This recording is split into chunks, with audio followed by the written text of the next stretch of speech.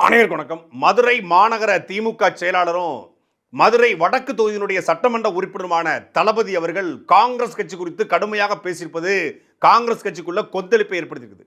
காங்கிரஸுக்கு பூத் ஏஜெண்டே கிடையாது, ஒரு தொகுதிக்கு 3000 ஓட்டு கூட கிடையாது, இவங்களுக்கு ஆட்சியிலையும் அதிகாரத்திலையும் பங்கு வேணுமா, மாணிக்க தாகூருக்கும் ஜோதிமணிக்கும் இனி காங்கிரஸ் கட்சியில் சீட்டே கொடுக்கூடாது, அப்படி சீட்டு கொடுத்தாலும் நம்மளுக்கு அந்த வேலையை பார்ப்பாங்க அப்படின்னு சொல்லி பல விமர்சனம் முன் வச்சிருக்காரு. இதற்கு செல்வ பெருந்தகை, ஜோதிமணி, மாணிக்க தாகூர் போன்றவர்கள் கடுமையான எதிர்வினை ஆற்றி வர்றாங்க. கூட்டணி தர்மம் ஒன்றும் கிடையாதா, கூட்டணியில் இருந்து கொண்டே காங்கிரஸ் எப்படி விமர்சிக்கலாமா அப்படிங்கிற பல்வேறு கேள்வி எழுப்பியிருக்காங்க. எதற்காக தளபதி பேசினாரு, ஏன் இவங்கெல்லாம் ரியாக்ட் பண்றாங்க அப்படிங்கிறதான் இந்த காணொலி நம்ம தெளிவா பார்க்க போறோம். நீதி வழங்கும் போது அண்ணன், தம்பி, சொந்தம், பந்தம், பணக்கார, ஏழை எதையுமே பார்க்க கூடாதுடா, நாயத்தை மட்டும் தான் சொல்லணும். மதுரையில் கடந்த 25ஆம் தேதி மொழிப்போர் தியாகிகளுடைய வீரவணக்க நிகழ்வு திமுக எடுத்தது. இந்த கூட்டத்தில் தான் மதுரையினுடைய திமுக மாநகர செயலாளரும் வடக்கு தொகுதியினுடைய சட்டமன்ற உறுப்பினரான தளபதி அவர்கள் பேசியிருக்காரு. என்ன பேசியிருக்காரு அப்படின்னா, காங்கிரஸ் சில நண்பர்கள் இருக்காங்க, நான் வெளிப்படையாக பேரையே சொல்ல விரும்புகிறேன், மாணிக்கம் தாகூர், இந்த ஜோதிமதிலாம் இருக்காங்க, இவங்க எம்பி ஆகிட்டாங்க, இவங்க எம்பி ஆகிட்டாங்க, இனி வர்றவங்க எம்எல்ஏ ஆகக்கூடாதுன்னு சொல்லி நான் அதில் பங்கு வேணும் இதில் பங்கு வேணும் அப்படின்னு கேட்குறாங்க. இதெல்லாம் புரிஞ்சுக்கிட்டு இனிமேல் தலைமை இவங்களுக்கு சீட் கொடுக்கக்கூடாது, அது கொடுக்கக்கூடாதுங்கிற வேலையை நம்ம ஆளுக்கு பார்ப்பாங்க. காங்கிரஸ் கட்சிக்கு எங்கெங்க ஆள் இருக்கு, ஒரு தொகுதிக்கு 3000 பேர் இருக்கிறான், அதுவும் பூத் ஏஜென்ட் கூட கிடையாது, இவங்களுக்கு அதுல பங்கு வேணுமா இதுல பங்கு வேணும்னு சொல்லி சாடி இருக்காப்ல. மாணிக்க தாகூர் இருக்காரு, ஜோதிமணி அவங்க எம்பி ஆயிட்டாங்க, அதுல பங்கு வேணும் இதுல பங்கு வேணும்ன்றான். அடுத்து இவங்களுக்கு சீட்டே கொடுக்க கூடாது, நம்ம கொடுக்க விடக்கூடாது, இல்லைன்னா நம்மளால அதுக்கான வேலையை பார்ப்பாங்க. 3000 ஓட்டு 4000 ஓட்டு மட்டும் தான் இருக்கு, ஆள் கிடையாது. வார்டுல பூத்து கமிட்டி போறதுக்கு ஆள் இல்லாத கட்சி. என்ன சொல்ல வந்திருக்காப்லன்னா, காங்கிரஸ் கட்சி செத்து பல வருஷம் ஆச்சு, காங்கிரஸ் கட்சிக்கு ஒரு தொகுதிக்குள்ளேயே, ஊருக்குள்ள ஒரு தொகுதிக்குள்ளேயே மொத்தமா 3000 ஓட்டு கிடையாது. நான் வன்மையா கண்டிக்கிறேன் திமுகவுடைய மாநகர செயலாளரை, திமுகவுடைய வடக்கு தொகுதியில் சட்டமன்ற உறுப்பினர் நான் உண்மையாக கண்டிக்கிறேன். காங்கிரஸ் கட்சிக்கு 3000 ஓட்டு இருக்குன்னு உங்களுக்கு யார் சொன்னது, எந்த புள்ளி உரம் சொல்லிச்சு? காங்கிரஸ் கட்சி செத்து கிட்டத்தட்ட 58 வருஷம் ஆச்சு. காமராஜரை என்னைக்கு மண்ணுக்குள்ள போட்டு மூடுனாங்களோ அன்னைக்கே காங்கிரஸையும் தூக்கி மூடிட்டாங்க. காமராஜர் சாகும் முறை காங்கிரஸ் தான் சொல்லுவாங்க, காமராஜர் உயிரோடு இருக்க வரைக்கும் தான் காங்கிரஸே இருந்துச்சு, அவர் செத்தும் போது காங்கிரஸ் சேர்த்து செத்துருச்சு. இப்போ அந்த காலத்தில் உள்ள 4-5 பீஸுகள் ஊருக்குள்ள வாழ்ந்துகிட்டு இருக்கு. அந்த மொத்தமாக ஒரு தொகுதிக்கு 100லேருந்து 150 ஓட்டு தேர்னா பெரிய விஷயம் காங்கிரஸ் கட்சிக்கு. அந்த திமுக கூட சவாரி பண்ணதுனால திமுக ஓட்டு, மதிமுக ஓட்டு, கம்யூனிஸ்ட் ஓட்டு, திருமாவளவனுடைய ஓட்டு அப்படின்னு பல்வேறு ஓட்டுகளை வாங்கி காங்கிரஸ் ஜெயிக்குதே ஒழிய காங்கிரஸ் கட்சிக்குன்னு ஓட்டு கிடையவே கிடையாது. அதை பெருந்தன்மையாக தான் சொல்லியிருக்காரு. 150 ஓட்டு 200 ஓட்டு தான் மொத்தமாக தொகுதிக்கு இருக்கும். ஆனால் அவர் பெருந்தன்மையா 3000 ஓட்டு அப்படிங்கிறது அது உண்மையிலே தளபதி அவருடைய பெருந்தன்மை காட்டுது. திமுகவுடைய மதுரை எம்எல்ஏ தளபதியுடைய பெருந்தன்மை காட்டுது. 3000 ஓட்டுன்னு சொல்லியிருக்காப்புல. பூத் ஏஜென்ட் கிடையாதுன்னு இருக்காரு. அவங்க பூராமே பூத்தா பழைய எஸ்டிடி பூத்தா மாறிட்டாங்க. அவங்க கிட்ட பூத் ஏஜென்ட் எப்படி இருக்கும், முடிஞ்சு போச்சு. ரயில மறிக்க வர்றாங்க, 4 பேர் வர்றாங்க. போலீஸ்காரங்க பெரிய டெம்போ ட்ராவலர் கொண்டு வந்திருக்காங்க. டெம்போ ட்ராவலரா, இவங்களுக்கு டெம்போ டிராவல்னு சொல்லி சைக்கிள் ரிக்ஷா, அதுவும் தடை செய்யப்பட்ட சைக்கிள் ரிக்ஷால கைது பண்ற அளவுக்கு அந்த கட்சி இருக்குன்னா அந்த கட்சி எந்த மாதிரி கட்சி? அதைத்தான் மதுரையினுடைய எம்எல்ஏ தளபதி அவர்கள் சொல்லியிருக்காரு. அந்த மாதிரி பூத் ஏஜென்டே கிடையாது, நம்மளுடைய தயவுல தான் அவங்க வேண்டிட்டு இருக்காங்க. இந்த மாணிக்க தாகூர், இந்த ஜோதிமணிலாம் எம்பி ஆயிட்டாங்க. என்ன பலமுறை எம்பி ஆயிட்டாங்க. ஜோதிமணி 3 முறை எம்பி, மாணிக்க தாகூர் 3 முறை எம்பி. அதனால இனிமேல் அவங்களுக்கு ஜெயிக்கணுங்கிற அக்கறை கிடையாது. இனிமேல் வர்றவங்க எம்எல்ஏ ஆனா எம்எல்ஏ ஆகட்டும்னு சொல்லி தான் இந்த மாதிரி பங்கு கேட்குறாங்க அப்படின்றாரு. எதுக்காக பங்கு கேட்குறாங்கன்னு சொன்னாங்க அப்படின்னா, சமீபத்தில் இந்த பராசக்தி படத்துக்கு பிறகுதான் இந்த பிரச்சனையை தொடங்குது. பராசக்தி படம் குறித்து மாணிக்கம் தாகூர் தன்னுடைய சமூக வலைதள பக்கத்தில் இந்த படம் நல்லா இல்லைன்னு சொன்னாங்க, நான் உழைச்ச காசு இந்த படத்துக்கு கொடுத்து வீணடிக்க விரும்பலை அப்படின்னு சொல்லி ஒரு ட்வீட்டை போடுறாரு.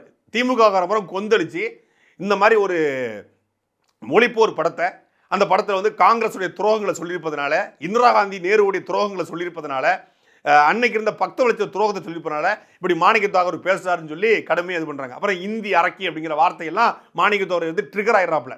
ட்ரிகர் ஆகி அவர் பக்கம் பராசக்தி படம் ஃப்ளாப்பு, பராசக்தி படத்தை பார்க்காதீங்க, பராசக்தி படம் இதாயிடுச்சு பாருங்க, பராசக்தி டீம் டெல்லியில் பொங்கல் வச்சுக்கிட்டு இருக்கு, சங்கி கூட பொங்கல் வச்சுக்கிட்டு இருக்குன்னு சொல்லி அவர் ஒரு பக்கம் அடிச்சுக்கிட்டு இருக்க. அதன் தொடர்ச்சியாக என்ன பண்ணிட்டாரு, திமுக காரங்களை எதிர்த்த உடனே இதான் சாக்கு அப்படின்னு சொல்லி, நாங்கள் ஆட்சிக்கு 58 வருஷம் ஆச்சு, அமைச்சரில் இருந்து இப்போ நாங்கள் அமைச்சரவைக்கு போகிற காலகட்டம் வந்துருச்சு, எங்களுக்கு ஆட்சியிலையும் பங்கு அதிகாரத்திலையும் பங்கு வேணும்.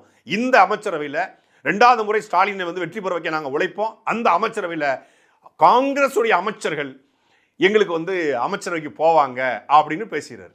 ஏண்டா உங்களுக்கு சீட்டு கொடுக்குறதே பெரிய விஷயம், இதில் நீங்கள் அமைச்சராக வர வருவீங்களான்னு சொல்லி மொத்த திமுகவும் அந்த சமூக வலைதளத்தில் வச்சு பேசிச்சு. சமூக வலைதளத்தில் பேசுனது தான் மதுரையினுடைய எம்எல்ஏ எடுத்து பேசியிருக்காரு. நீ ஊருக்குள்ள முதல்ல உனக்கு கட்சியே இல்லை, பூத் ஏஜென்டே கிடையாது, இல்லை அமைச்சராக வர நீ வரணுமா அப்படிங்கிற கேள்வியை எழுப்பியிருக்காரு. இதற்கு மாணிக்கம் தாகூர் ரியாக்ட் பண்ணி மதுரை வடக்கு தொகுதியில் நம்ம வந்து சீட்டு கேட்கணும். மதுரை வடக்கு தொகுதியில், ஏன்னா வடக்கு தொகுதியில் வந்து இவர் நிற்கிறாரு தளபதி, அதில் தளபதி எம்எல்ஏவாக இருக்கார். வடக்கு தொகுதியில் நம்ம காங்கிரஸில் கேட்கணும். நான் வந்து கார்கேட்டை பேசுவேன்.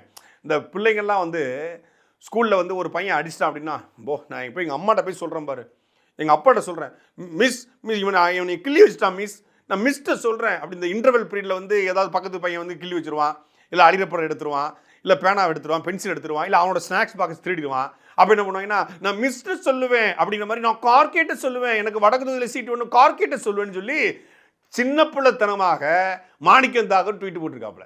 இருக்கிறது ஒரே கூட்டணி இருந்துக்கிட்டு நான் வந்து கார்கேட்டை பேசுவேன், நான் கார்கில்கிட்ட பேசுவேன் அப்படின்னு யார்கிட்ட வேணாலும் பேசு, இனிமேல் நீ நின்னா நாங்கள் உனக்கு வந்து வேலை பார்க்க மாட்டோம் அப்படின்னு சொல்லி ஒட்டுமொத்தமான திமுகவும் சமூக வலைதளத்தில் மாணிக்கம் தாகூரையும் ஜோதிமணியும் வச்சு செஞ்சிருக்கு. ஜோதிமணி இதை நான் வன்மையாக கண்டிக்கிறேன். காங்கிரஸ் கட்சி வந்து வலிமையாக இருக்குது, காங்கிரஸ் கட்சி பற்றி பேசலாமா அப்படின்னு ஒரு பக்கம் ஜோதிமணி, இன்னொரு பக்கம் செல்வ பெருந்தக, நாங்கள் 100 பூத்துலையும் நாங்கள் வந்து தமிழ்நாடு முழுக்க 100 விழுக்காடு பூத்தேஜின்னு போட்டோம். நிற்க போகிறது 5 தொகுதி, 100 பூத்தில் 100 விழுக்காடு பூத்தேஜின்னு போட்டு என்ன பண்ண போகிற? அதாவது ஒருத்தன் வந்து 2 பேர் தேட்டரில் படம் பார்க்க மொத்த தேட்டரையும் புக் பண்ணானா. அந்த கதையா நீ மொத்தமே 2 பேர் தானே படம் பார்க்க போகிற, அதுக்கு எதுக்கு மொத்த தேட்டரையும் புக் பண்ணுற? அது மாதிரி மொத்தம் 234 தொகுதியில் நாங்கள் பூத்தேஜின்னு போட்டோம். 234 தொகுதியில் பூத்தேஜின்னு போட்டாலும் இன்னைக்கு காங்கிரஸ் ரேஞ்சுக்கு 2021 எத்தனை சீட்டு? 63 சீட்டு. 2016 எத்தனை சீட்டு? 2011 எத்தனை சீட்டு? 63 சீட்டு. 2016 40 சீட்டு. 2021 25 சீட்டு. இன்னைக்கு நியாயப்படி எப்படி கொடுக்கணும் திமுக? இப்போ 2011 63, 20 கழிச்சு 2016 40 கொடுத்தாங்க, திருப்பி 20 கழிச்சு 2021 25 கொடுத்தாங்க.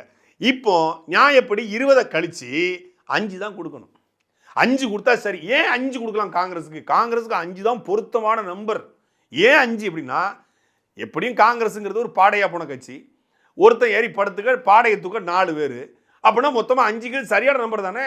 அதை வாங்கிட்டு போயிட்டு பாடை தூக்கிட்டு போக வேண்டியதானே. அதை விட்டுட்டு இது குறுக்க முறுக்க ஓடிக்கிட்டு இருக்கீங்க. காங்கிரஸ் 100 ஆண்டு கால கட்சி தானே, காங்கிரஸ் பழமையான கட்சி தானே, இந்தியாவே ஆண்ட கட்சி தானே, மோடிக்கு எதிராக இந்தியாவில் கூட ஒரே ஒரு எதிர்கட்சி தானே, உங்களுடைய செல்ல குழந்தை ராகுல் காந்தியை தலைவராக வச்சுக்கிற கட்சி தானே. காங்கிரஸ் தனிச்சு நில்லு. மாணிக்கம் தாகூர் சொல்றாரு, இனியும் பொறுமை காக்க முடியாது, பொறுத்தது போது மனோகரையா பொங்கி எழுங்கிற மாதிரி இனி பொறுமை காக்க முடியாது. உனே கெட்டவே இல்லையடா, கெட்ட அவுத்துங்கிற மாதிரி கெட்டவே இல்லையே, இனி பொறுமை காக்க முடியாது. இவங்களுக்கு தன்மானம் இருக்கிறது. காங்கிரஸ் கட்சிக்கு தன்மானம்னு ஒன்று இருக்கா? தமிழர் நிலத்தில் 858 மீனவர்களை படுகொலை செஞ்சால சிங்கள ராணுவம் தன்மானத்தை வச்சு வாயில விரல் சுப்பிட்டு உட்காந்துருந்தீங்களா? காங்கிரஸ் ஆட்சி காலத்தில் தமிழ் மீனவர்கள் அதிகமாக சுட்டுக் கொல்லப்பட்டாங்க. இந்த நிலத்துக்குள்ள ஸ்டெர்லைட்டு, மீத்தேனு, இந்த நிலத்துக்கு கூடிய நாசக்கார திட்டங்களை அத்தனையும் கொண்டு வந்து நிலத்தை நாசமாக்கி அந்த மக்கள்லாம் தவிக்கும் போது காங்கிரஸுடைய தன்மானம் இனமானம்லாம் எங்க போச்சு? காங்கிரஸுக்கு தன்மானம்னு ஒன்று இருக்கு. தன்மானம்னு சொல்றதுக்கு காங்கிரஸுக்கு வெக்கமா இல்லை? தன்மானத்தை பத்தி காங்கிரஸ் அப்படின்னா யாருங்க ஞாபகத்துக்கு வருவா?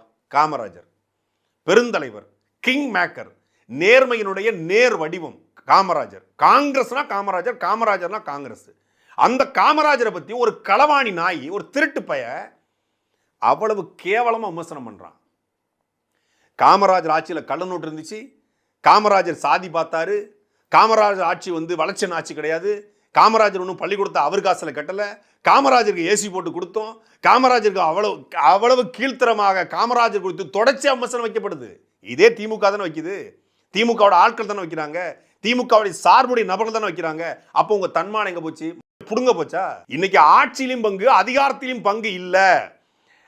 உங்களுக்கெல்லாம் வந்து பூத் ஏஜென்ட் இல்லை, உங்களுக்கு 3000 பேர் கூட இல்லைன்னு உங்களுக்கு தன்மானம் வந்துருச்சான். காங்கிரஸ் கட்சிக்கு ஆள் இல்லைன்னு சொல்லும்போது வருகிற தன்மானம், காங்கிரஸுக்கு பூர்த்தி ஏஜென்ட் இல்லைன்னு சொல்லும்போது வருகிற தன்மானம், ஜோதிமணிக்கும் மாணிக்க தாக்கூருக்கும் சீட்டு இல்லை, சீட்டு கொடுத்தாலும் வேலை செய்யக்கூடாதுன்னு வரும்போது தன்மானம், காமராஜரை பெருந்தலைவரை கிங் மேக்கரை திட்டும் போது ஏண்டா வரல ஒரு காங்கிரஸ்காரனுக்கும்? இந்த மாணிக்க தாக்கூர், இந்த ஜோதிமணி, இந்த செல்வ பெருந்தக அப்ப என்ன பண்ணீங்க? காமராஜரை ஒருத்தன் இழிவுபடுத்தி விட்டு, கேவலப்படுத்தி விட்டு, அசிங்கப்படுத்தி விட்டு நடமாடி கொண்டிருக்கிறான். நாடார் சங்கங்கள் போராடுது, நாடார் அமைப்புகள் போராடுது, சாதி அமைப்புகள் போராடுது, அண்ணன் ஹரி நாடார் உட்பட்ட ஆட்கள் போராடுறாங்க. நீங்க என்ன பண்ணீங்க? காங்கிரஸ் கட்சி கூட்டணி கட்சியில் இருக்கு, மேலையும் இருக்கீங்க. ஏன் ராகுல் காந்திக்கு காமராஜர் யாரும் தெரியாதா? ராகுல் காந்தி காமராஜர் யாரும் தெரியுமா தெரியாதா? இந்திரா காந்திய படத்துல வந்து அசிங்கமா காட்டாங்களாம்.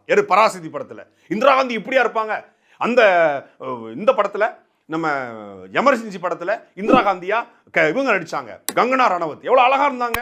அது மாதிரி ஒரு அழகா காட்சிப்படுத்த தெரியாதா அவங்களுக்கு? இப்ப இந்திரா காந்தி அழகா காட்சிப்படுத்தலைங்கிறத, இந்திரா காந்தி அழகான பெண்ணா போடலைங்கிறத காங்கிரஸ் கட்சிக்கு தன்மான இழப்பு. மற்றதான் தன்மான இழப்பு இல்லை. அப்போ நயன்தாரா, கீர்த்தி சுரேஷ், மாளவிகா மோகன், பிரீத்தி சிந்தா, பிரியங்கா சோப்ரா இவங்களை வச்சு இந்திரா காந்தி படம் எடுக்கலாமா? இந்திரா காந்தியை ஒரு பொண்ணை நடிக்க வச்சிருக்காங்க ஒரு படத்துல, ஒரு பரட்டத்தால ஒரு வெள்ளை ஐட்ட வெள்ளை நடிக்க வச்சிருக்காங்க.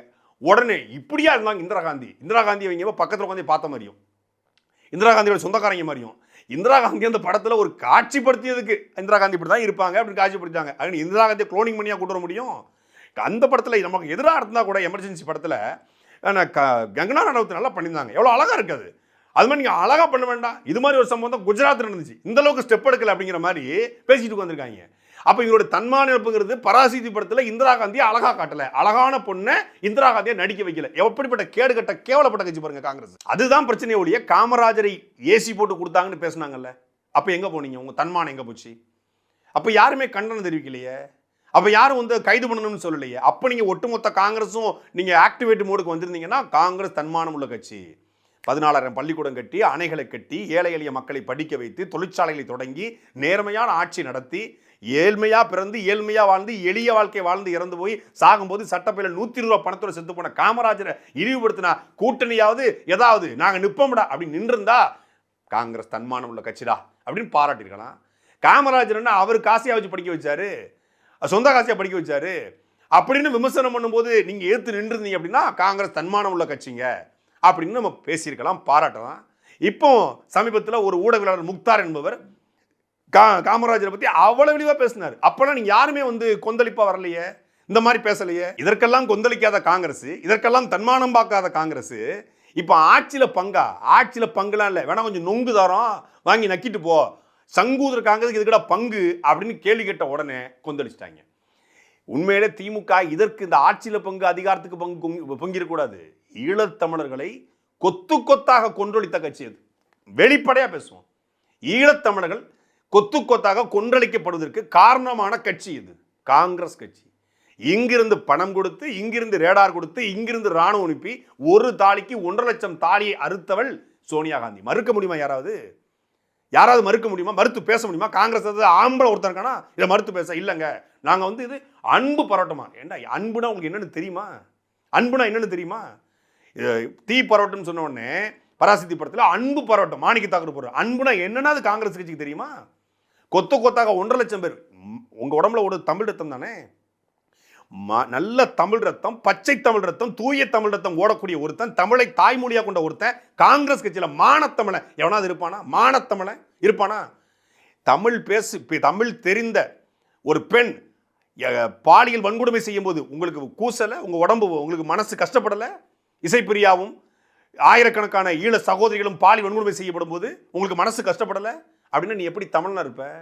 எப்படி உன் உடம்புல ஒரு தமிழ் ரத்தமா இருக்கும்? உனக்கு எப்படி தன்மானம் இருக்குன்னு சொல்ற? இந்தியா விரும்பிய போரைத்தான் நாங்க நடத்தணும் சொல்லி கோத்தபய ராஜபக்சே சொல்றாரு. இந்தியா விரும்பிய போரை, இந்தியாவிலிருந்து நடத்தப்பட்ட போர், இந்தியா விரும்பிய போர் கிடையாது, இந்தியாவிலிருந்து நடத்தப்பட்ட போர், காங்கிரஸ் கட்சி நடத்திய போர். ஒரு ஈழம் என்கிற ஒரு தமிழருக்கான தனிநாட்டு கனவை சிதைத்து ஒரு மிகப்பெரிய மாபெரும் இயக்கத்தை, ஒரு நேர்மையும் உண்மையும் நிறைந்த தமிழ் தேசிய ராணுவத்தை அழித்து அந்த தலைவனை களத்துல வீழ்த்தியது இந்த காங்கிரஸ் கட்சி. அந்த வடு தமிழர்களுடைய மனசுல ஆறி போயிருமா? அன்றைக்கு திமுக வந்து இதை விமர்சனத்தை வச்சிருந்தா திமுகவை நம்ம பாராட்டலாம், திமுகவை வாழ்த்தலாம். அன்னைக்கு கூட இருந்து துரோகம் செய்தது இதே திமுக. பதவிக்காக, பணத்துக்காக, 2G வழக்குக்காக காங்கிரஸோடு சமரசம் செய்தது இதே திமுக. இன்னைக்கு ஆட்சியிலும் பங்கு அதிகாரத்திலும் பங்குன்னு கேட்டவொன்னு தான் தளபதி போன்றவர்கள்லாம் கொந்தளிக்கிறாங்க, திமுக ஆட்கள் கொந்தளிக்கிறாங்க. அன்னைக்கு ஈழத்தமிழுக்கு துரோகம் செய்த போது அவங்க கொந்தளிக்கல, அமைதியா இருந்தாங்க. இதே ஜிஎஸ்டி இன்னைக்கு சிறு குறு தொழிலை நாசமாக்கிற ஜிஎஸ்டி யார் விதை போட்டது? இதே காங்கிரஸ். நீட்டு யார் விதை போட்டது? இதே காங்கிரஸ். என்ஐஏ ஆள் தூக்கி சட்டம் யார் விதை போட்டது? இதே காங்கிரஸ். பண மதிப்பிழப்பு அவங்க கொண்டு வந்து செயல்படுத்த முடியல, மோடி செயல்படுத்தினாரு. நாசக்கார திட்டமா இருக்கக்கூடிய தமிழ்நாட்டுடைய ஒட்டுமொத்த திட்டம், ஸ்டெர்லைட்டா இருக்கட்டும், இந்த மீத்தேனா இருக்கட்டும், கூடங்குளம் அணு உலையா இருக்கட்டும், எல்லாத்துக்கும் கையெழுத்து போட்டதை கொண்டு வந்து இந்த நிலத்தையும் வளத்தையும் நாசமாக்கின கட்சி இந்த நாசக்கார காங்கிரஸ் கட்சி. தன்மானத்தை பத்தி பேசுறீங்க. ராணுவ வீரனுடைய உடலை பாதுகாக்க வாங்கக்கூடிய புல்லட் ப்ரூஃப்ல ஊழல் பண்ண கட்சி காங்கிரஸ் கட்சி. தன்மானத்தை பத்தி நீங்க பேசுறீங்க. ராணுவ வீரனுடைய துப்பாக்கியில ஊழல் பண்ண கட்சி, ஹெலிகாப்டர்ல ஊழல் பண்ண கட்சி, சேது சமுத்திர கால்வாய் திட்டத்தில் ஊழல் பண்ண கட்சி, நிலக்கரியில் ஊழல் பண்ண கட்சி, இப்படி 50 ஆற்றல், நிலம் நீர் காற்று நெருப்பு ஆகாயம் 50 ஆற்றலையும் ஊழல் பண்ண கட்சி காங்கிரஸ் கட்சி. ஏங்க சின்ன குழந்தைகளுக்கு இந்த உணவு இடைவேளையில் கடலை மிட்டாய் வாங்கி கொடுக்கல, ஸ்நாக்ஸ், அந்த கடலை மிட்டாய் வாங்கி கொடுக்கல ஊழல் பண்ண கட்சி காங்கிரஸ் கட்சி. இறந்து போன ராணுவ வீரனுடைய சவப்பட்டியில் ஊழல் பண்ண கட்சி காங்கிரஸ் கட்சி. அந்த இறந்து போன ராணுவனுடைய மனைவிக்கு வீடு கட்டி கொடுப்பதில் ஊழல் பண்ண கட்சி காங்கிரஸ் கட்சி. ஊழலுடைய மொத்த வடிவம் காங்கிரஸ் கட்சி. தன்மானத்தை பற்றி, சுயமரியாதை பற்றி காங்கிரஸ் கட்சி பேசலாமா? நேர்மையை பற்றி காங்கிரஸ் கட்சி பேசலாமா? இதெல்லாம் திமுகவுக்கு தெரியாதா? என்ஐஏ தெரியும், ஜிஎஸ்டிக்கான விதையை போட்டது காங்கிரஸ்னு தெரியும், நீட்டுக்கான விதையை போட்டது காங்கிரஸ்னு தெரியும், ஈழத்தமிழை கொன்றொழிச்சது காங்கிரஸ்னு தெரியும், தமிழ் மொழியை அழிக்க துடிச்சது காங்கிரஸ்னு தெரியும், எல்லாம் தெரியும். அப்பெல்லாம் அமைதியாக இருந்த திமுக இப்போ ஆட்சியிலும் பங்கு அதிகாரத்திலும் பங்குனோடனே உன் பழக்க வழக்கத்தெல்லாம் வீட்டுக்கு வெளியே வச்சுக்கோ, வீட்டுக்கு உள்ளே வச்சுக்காதுங்கிற மாதிரி ஆட்சியிலும் பங்கு அதிகாரத்திலும் பங்குன்னு கேட்ட உடனே தான் கொந்தளிச்சிருச்சு. ஆனால் இது வரைக்கும் சமரசமாக ஒத்து போய் இந்த காங்கிரஸ் தமிழ்நாட்டில் வெண்டிலேட்டர் கூட கிடையாது. அது என்ன சொல்லுவாங்கல்ல, பிரெயின் டெத்துன்னு, மூளைச்சாவு. அது காங்கிரஸ் கட்சி மூளைச்சாவு அடைஞ்சிருச்சு. மூளைச்சாவு அடைஞ்ச காங்கிரஸ் அறிவிக்காமல் இருக்கு, அது டெத்துன்னு கன்ஃபார்ம் பண்ணலை. அந்த இதை எடுத்துட்டா அது மூளைச்சாவுங்க, டெத்துங்க கன்ஃபார்ம் பண்ண. இன்னது அந்த ஒரு 6 மணி நேரம் இருந்தால் மட்டும்தான் அந்த உடலை கூட வந்து உடலில் கூடிய உறுப்புகளை கூட மாற்ற முடியும். காங்கிரஸ் கட்சிக்கு பல நாள் ஆச்சு. அது வெண்டிலேட்டருக்கு போய் அது மூளைச்சாவு அடைஞ்சு அது பல வருஷம் ஆயிடுச்சு. என்னைக்கு 2009 ஈழத்தமிழை கொண்டொழிச்சாங்களோ அன்று 2009, 11 காலகட்டத்திலே காங்கிரஸ் கட்சி தமிழ்நாட்டில் புதைக்கப்பட்டுச்சு. தமிழக அதை புதைச்சிட்டான். ஆக்சிஜன் கொடுத்து மூளைச்சாவை டிக்ளேர் பண்ணாம திமுக காப்பாத்திட்டு இருக்கு. அந்த குழாயை மட்டும் உருவிட்டோம்னா காங்கிரஸ் கட்சி தமிழ்நாட்டை செத்துருச்சுன்னு அர்த்தம். கிட்டத்தட்ட 14 மாவட்டங்களை, பல லட்சக்கணக்கான தமிழருடைய வாழ்வாதாரத்தை காப்பாற்றுவது காவிரி. உலக நதிநீர் கோட்பாட்டின் அடிப்படையில் ஒரு நதி எங்கே அதிகமாக பாய்கிறதோ, எங்கே கடலில் கிடக்கிறதோ அவர்களுக்கு தான் அது சொந்தம். அப்படி பார்த்தா 800 கிலோமீட்டர் ஓடக்கூடிய காவிரி கிட்டத்தட்ட 500 கிலோமீட்டருக்கு மேலே தமிழ்நாட்டில் தான் பாய்கிறது. 14 மாவட்டங்களை செழிக்க செய்கிறது. அப்படிப்பட்ட காவிரியில் நமக்கான சரிபங்கு உரிமையை, மொத்தத்தையும் கேட்கல, சரிபங்கு உரிமையை கேட்டால் அந்த உரிமையை தர மறுக்கிறது காங்கிரஸ் கட்சி. அங்கே கர்நாடக கட்சி, அது காங்கிரஸ் இருந்தாலும் சரி, அங்கே மாநில கட்சி வேற கட்சி இருந்தாலும் சரி, அது பிஜேபி வந்தாலும் சரி, எடியூரப்பாவோ சித்தாராமையாவோ இல்லை வந்து யார் வந்தாலும் சரி, ஜெகதீஷ் சட்டரோ யார் வந்தாலும், தமிழ்நாட்டு காங்கிரஸ் என்னைக்காவது காவிரி பிரச்சனைக்காக பேசி நம்ம பார்த்துருக்கோமா? தமிழருடைய தன்மான பிரச்சனை காவிரி பிரச்சனை. அந்த தன்மான பிரச்சனைக்கு நீங்க குரல் கொடுக்க மாட்டீங்க. முல்லை பெரியாறு மாறி மாறி காங்கிரஸ் கம்யூனிஸ்ட் மாறி மாறி ஆளுது. இப்பதான் கம்யூனிஸ்ட் தொடர்ச்சி ஆளுது. அதுபடி காங்கிரஸ் கம்யூனிஸ்ட் தான். அச்சுதானந்தனோ இல்லை பினராயி விஜயனோ யார் வந்தாலும் அங்கேயும் நமக்கான உரிமை மீறப்படுகிறது. இதே விருதுநகரில் தான் இவர் எம்பியா இருக்காரு. இவருடைய பகுதியிலும் அந்த முல்லை பெரியாறு அணை வந்து நீர் வந்து பயன்படுத்தப்படுகிறது. பல்வேறு தேனி, ராமநாதபுரம், திண்டுக்கல் விட்ட பல்வேறு மாவட்ட நீர் தேவையை பூர்த்தி செய்யக்கூடிய இந்த முல்லை பெரியாறுல தண்ணி கேட்டும் போதெல்லாம் மலையாள அடிச்சிருக்கிறான். இப்போதும் இந்த சிக்கல் இருக்கிறது. எப்போ வேணாலும் அந்த பிரச்சனை கிளம்பும். அந்த பிரச்சனைக்கு பேசி தீர்த்து இந்த காங்கிரஸும் அந்த காங்கிரஸும் பேசியதாக செய்தி உண்டா, வரலாறு உண்டா? பொதுவாகவே காங்கிரஸ்னா தமிழர்களுக்கு ஒரு வெறுப்பு உண்டு. ஈழத்தமிழர் விவகாரத்தில், நாசகார திட்டங்களை கொண்டதில், ஊழலை கொண்டு வந்ததில் வெறுப்பு இருக்கும்.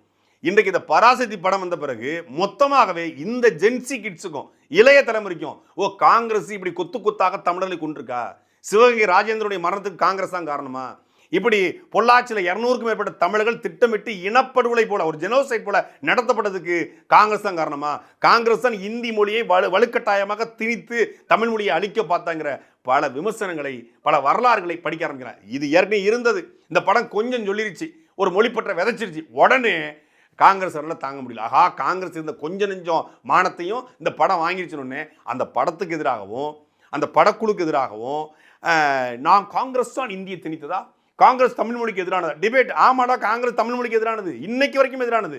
சொல்லுங்க காங்கிரஸ் கட்சிக்காரனை. மொழிப்போர் தியாகிகளுடைய நினைவிடத்தில் போய் காங்கிரஸ்காரன் மரியாதை செலுத்த சொல்லு. தமிழ்நாட்டு தான் இருக்கிற, தமிழ்நாட்டு மக்கள் தானே ஓட்டு வாங்குற, தமிழர்கள் தானே உனக்கு ஓட்டு போடுறாங்க. தமிழ் மொழி இனம் என்று காங்கிரஸ் கட்சி என்றைக்காவது பேசியிருக்கிறதா?